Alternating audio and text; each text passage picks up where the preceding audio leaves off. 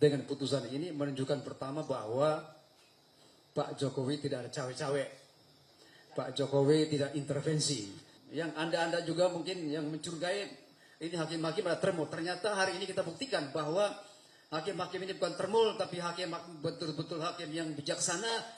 Cie, ngerasa menang. Enak aja.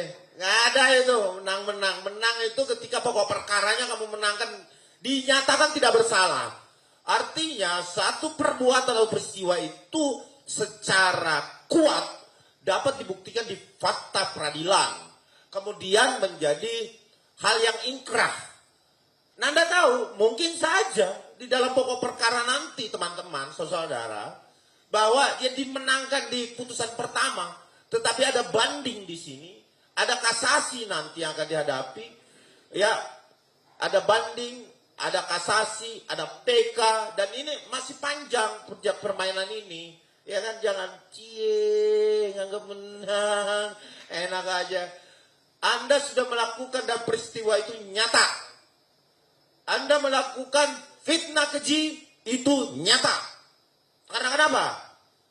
Jelas hanya dua otoritas yang bisa menjelaskan di hadapan pengadilan nanti, di hadapan hakim yang bertanggung jawab dengan Tuhan adalah Universitas dan juga Puslapor Mabes Polri. Jadi kepolisian secara tidak sah dalam administrasi itu yang diawasi oleh peradilan, pra-peradilan. Bukan tidak melakukan tindak pidana. Jadi masyarakat juga kita harus sampaikan bahwa tidak menggugurkan pokok perkara. Selanjutnya saya akan serahkan kepada Ketua Umum Pradi Bersatu, waktu dan tempat saya persilakan. Terima kasih Pak Sekjen.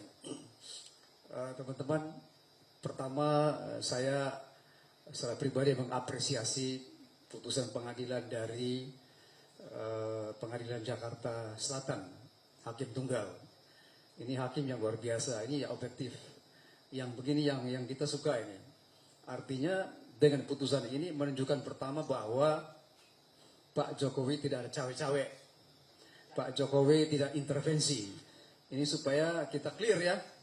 Jadi jangan sampai bilang ini itu hakimnya itu dari termul. Justru hakimnya objektif. Itu pertama, saya apresiasi keputusan dari Hakim Tunggal. Yang kedua, saya juga mengapresiasi terhadap tim penasihat hukum dari Roy Suryo yang sudah berjuang sehingga sedikit menghasilkan hasil yang minimum. Saya katakan hasil minimum karena belum maksimal. Ini baru minimum, jadi belum apa-apa. Jangan euforia berlebihan. Karena ntar lagi itu permainan begitu. Biasanya kalau permainan itu serunya itu kalau ada kalah menang, tarik ulut sini, sana sono, sini sono, itu baru menarik. Kalau lurus-lurus saya nggak menarik. Jadi menurut saya ini saya terus terang mengapresiasi tim penasihat hukumnya dari Roy Suryo. Yang ketiga, saya menilai bahwa apa yang dilakukan oleh Polda Metro ini sebagai warning saja sebetulnya. Putusan ini sebetulnya tidak berdampak kepada siapapun kecuali terhadap internal Polda. Supaya lain kali lebih berhati-hati. Itu seperti kalau anak nakal ditegur kita ya, dijewer telinganya, lain kali jangan gitu ya. Itu aja, itu tujuan dari kemenangan Prapit hari ini. Yang keempat, saya menilai bahwa apa yang diputuskan oleh Hakim Tunggal ini memang bagus sekali, memperlihatkan bahwa hukum di Indonesia ini masih tegak lurus, tidak tajam ke bawah dan tidak tumpul ke atas. Jadi memperlihatkan kepada kita bahwa kita masih punya pengharapan, kita masih punya hakim-hakim yang bagus, yang selama ini kita curigai mereka adalah termul-termul. Yang Anda juga mungkin yang mencurigai ini hakim-hakim adalah termul. Ternyata hari ini kita buktikan bahwa hakim-hakim ini bukan termul, tapi hakim betul-betul hakim yang bijaksana, yang objektif, yang bisa dapat dipercaya.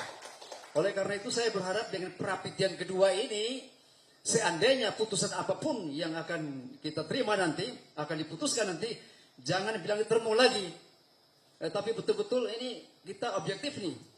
sebetulnya sejak awal beberapa saat yang saya sudah bilang tim hukumnya, rektor ya, itu seharusnya adakan perapit terhadap penetapan tersangka. Tapi kalian nggak lakukan kan? Itu yang saya kritisi habis-habisan. Saya bilang tim hukumnya itu ngawur, nggak bekerja. Kalau saya jadi prinsipal seperti Roy, saya sudah pecat kalian semua. Ya, karena apa? Karena tidak bekerja maksimal. Baru sekarang, baru pura-pura di pengkucuk supaya ngulur-ngulur waktu, tapi bagus juga. Ngulur-ngulur waktu menurut saya bagus juga supaya Pak Jokowi keliling Indonesia dulu lah, santai dulu kemana-mana, ya kan? Tapi pada saatnya nanti, misalnya saat ini Pak Jokowi berada di NTT misalnya, saya orang NTT ya, kebetulan misalnya beliau berada di NTT kemudian harus sidang. Nah itu kalau sudah ada di NTT harus sidang hari ini, terus gimana menurut kalian? Apakah Pak Jokowi harus tinggalkan NTT atau harus terbang ke sini? Menurut saya lebih bijaksana kalau hakim mengatakan bahwa karena Pak Jokowi sedang bertugas di NTT untuk kepentingan masyarakat umum, masyarakat luas, untuk kepentingan bangsa dan negara, maka hakim akan memutuskan untuk sidang secara Zoom. Nah, saya kira ini juga bijaksana. Tapi tergantung, kita tidak ya, jadi kita tidak menggurui ya, tidak menggurui majelis hakim, tetapi kita berharap juga bahwa Pak Jokowi bisa hadir secara onsite. Itu sesuai dengan janji beliau bahwa beliau akan hadir di persidangan nanti, memperlihatkan seluruh ijazah yang dimilikinya. Jadi yang tadi saya mau katakan kepada kita sekalian bahwa mari kita kawal bersama-sama kasus ini, sebab ini belum apa-apa, ini permainan baru dimulai. Jadi masih ada permainan yang lebih cantik lagi yang akan diperlihatkan oleh para pemain-pemain kita. Kalau dalam dunia sepak bola itu ada Messi, ada Cristiano Ronaldo, ada yang lain-lain. Nah, kita berharap bahwa dalam pertandingan ini akan muncul Messi dan Cristiano Ronaldo. Dua jagoan ini yang akan bertarung, dan kita percaya bahwa hukum ini masih berpihak kepada kebenaran dan keadilan.